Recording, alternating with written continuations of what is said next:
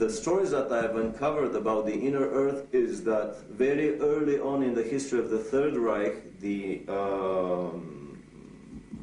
Nazi elite, and especially Hitler, were trying to establish contact with a civilization living in the inner Earth, which was considered an Aryan civilization of a lot more advanced nature than their brothers, lost brothers living on the surface of the planet.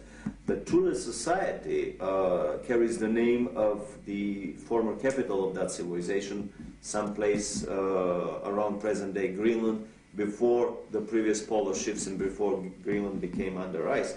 Two expeditions were made in the late 30s, early 40s, one attempting to enter the North Polar water opening with a submarine, which proved unsuccessful. A second attempt was made to enter the land opening on the South Pole with an anti-gravity cigar-shaped device, basically a small prototype probably of the giant Andromeda space station that was developed later on by the SS, and it proved successful. The most interesting story is the one that I heard by an American living in Florida who claims to have spent 2 months in the city of New Berlin. This is a city that was developed into the inner Earth, and a part of the Germans from the South Polar colony were admitted by the inner Earthlings and were allowed to build that city there. Very strict admission procedures, no previous SS members, no previous concentration camp guards and so on were admitted. The rumor is that the present-day city of New Berlin is about 2 million people of population, that they have built there most of the buildings that Hitler's personal architect, Spee, was planning to build.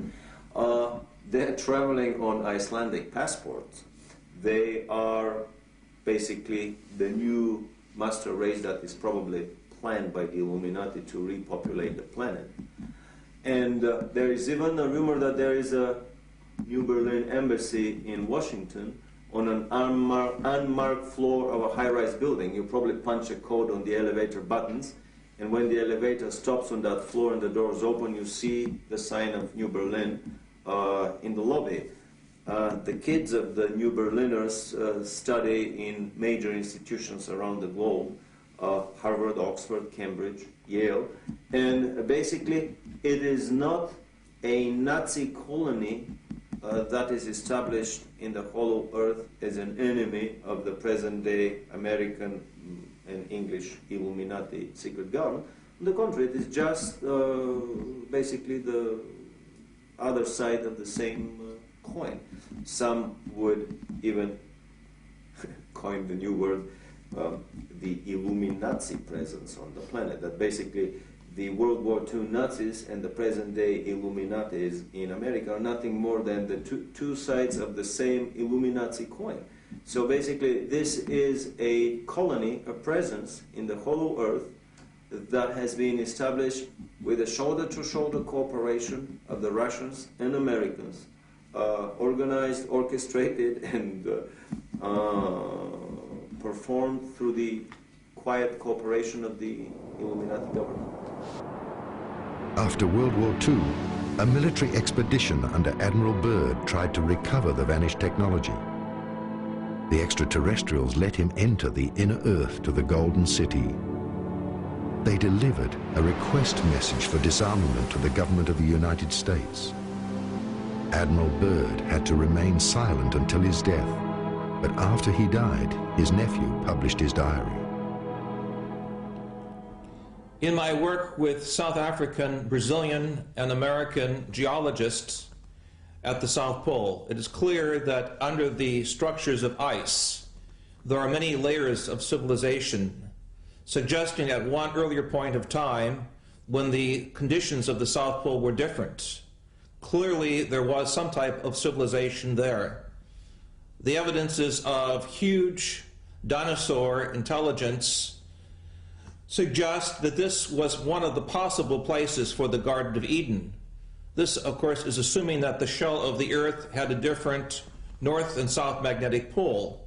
And with the shifting of the pole, this region became suddenly very very frigid, and thus we do not see any evidences on the surface of these so-called earlier conditions of intelligence.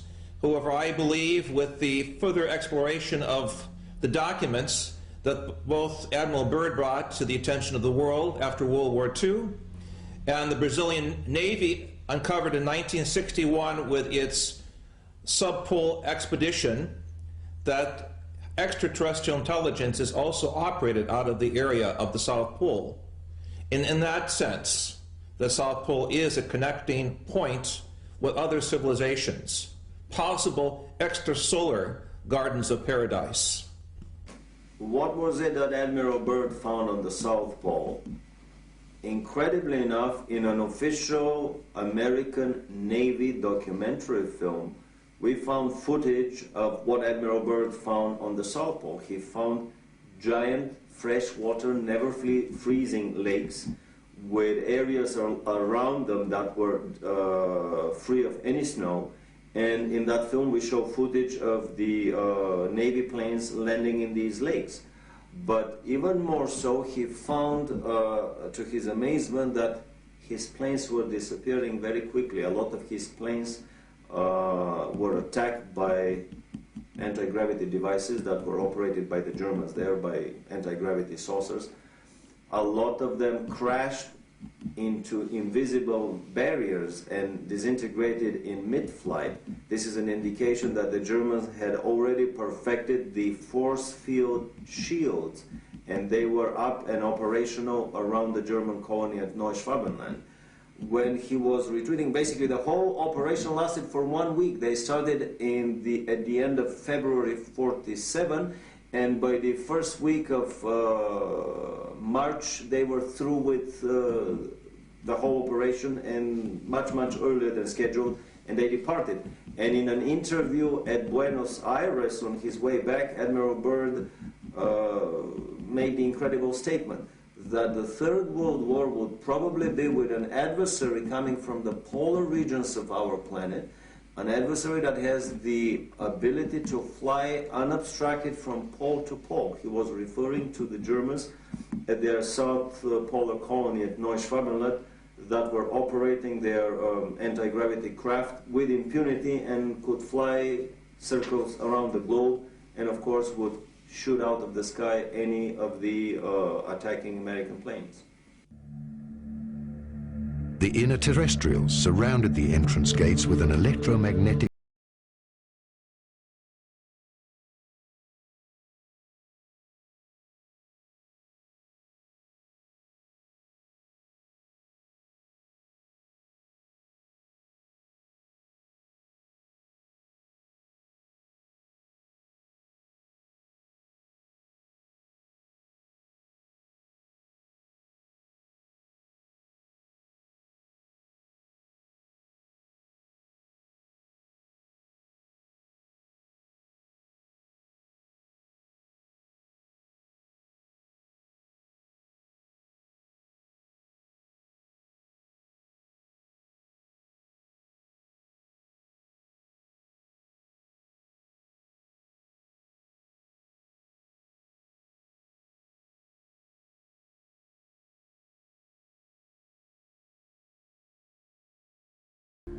In 1961, the Brazilian Navy was conducting a series of experiments in the Antarctic.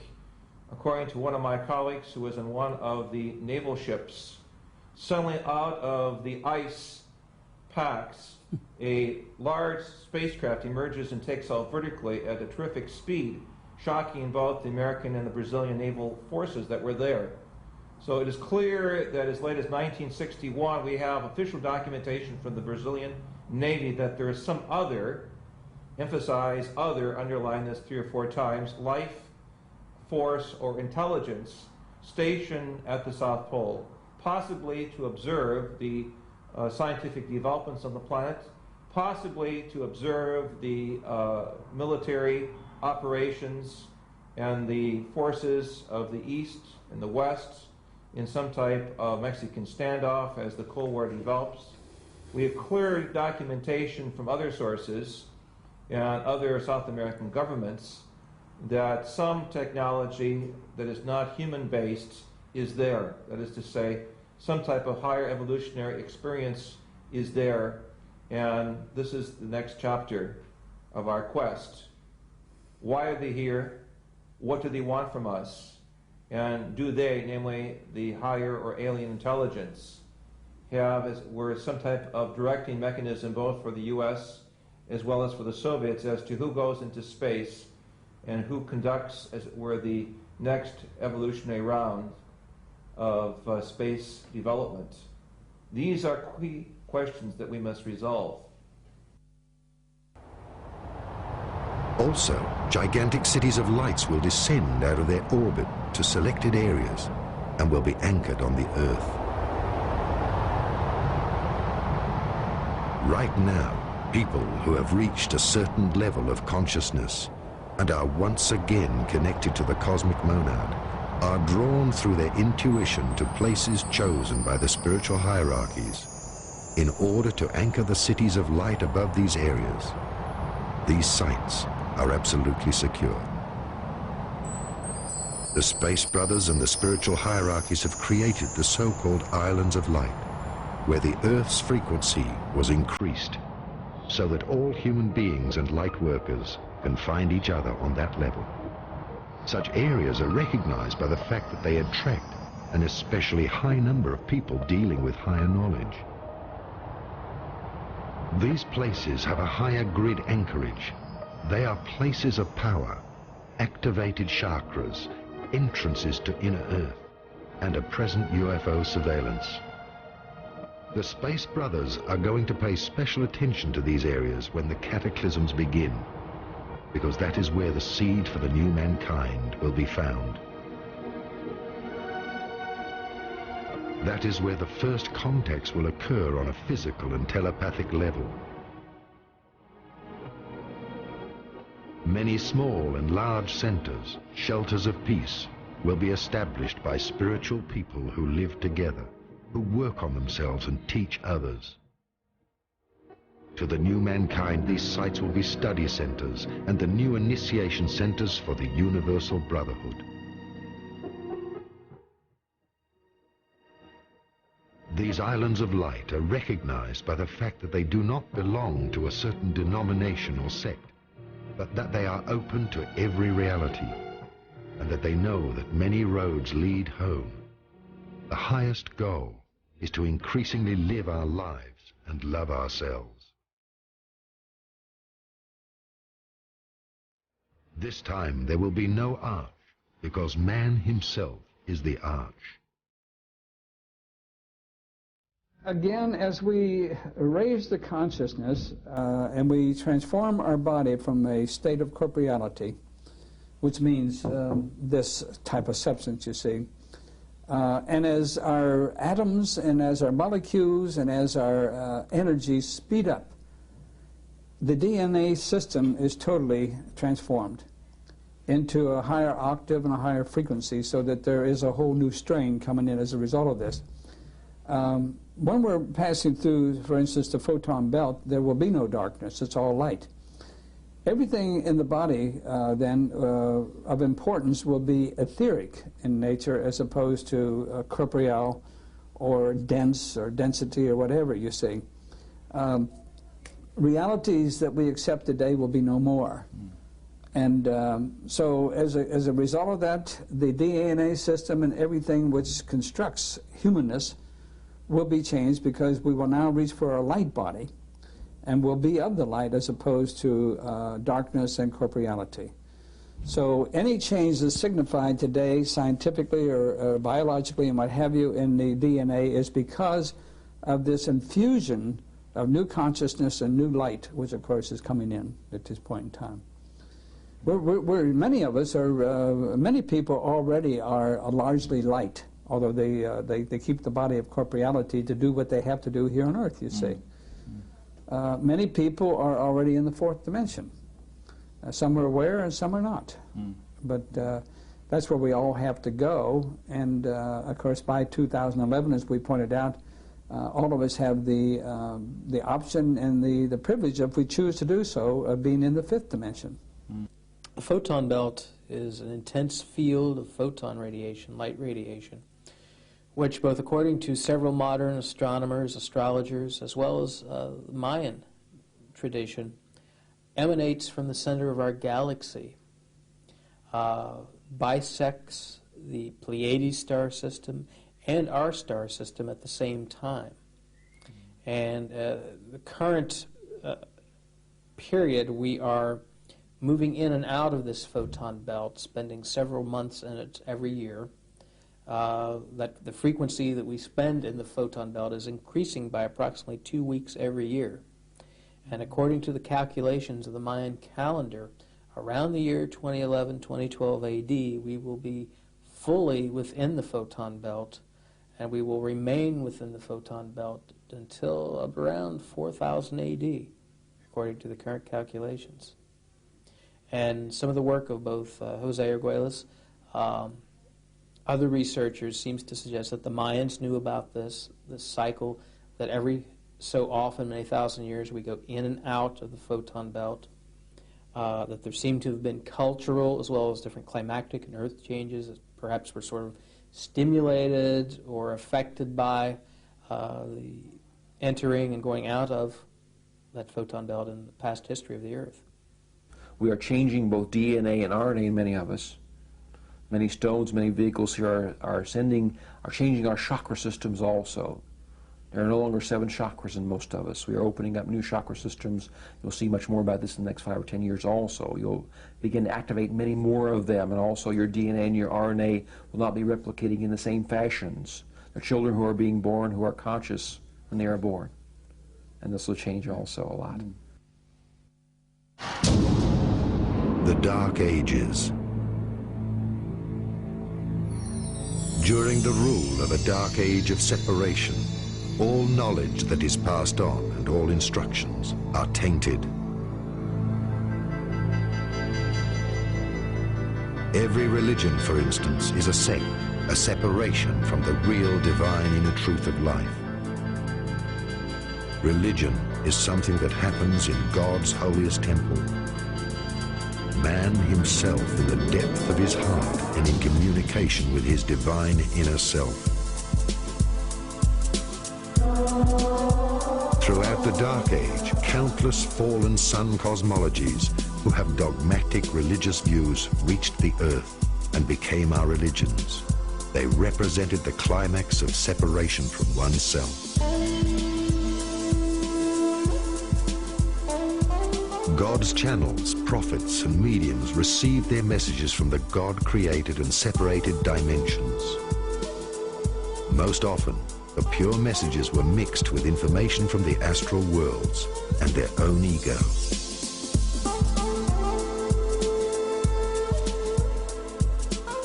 There are as many truths and religions as there are worlds and heavens of polarities and levels of development in the cosmos in their different dimensions.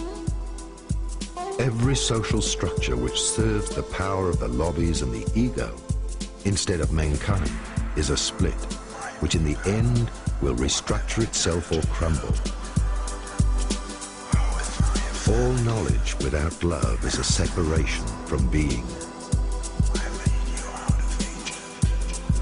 Whilst the old program of the Dark Age runs out with the old lightworkers, the Illuminati, and their plans of a world dictatorship controlling the world of finance, it will disintegrate with the changes on Earth. The new incarnated lightworkers of the Galactic Confederation are already leading mankind into the new Golden Age.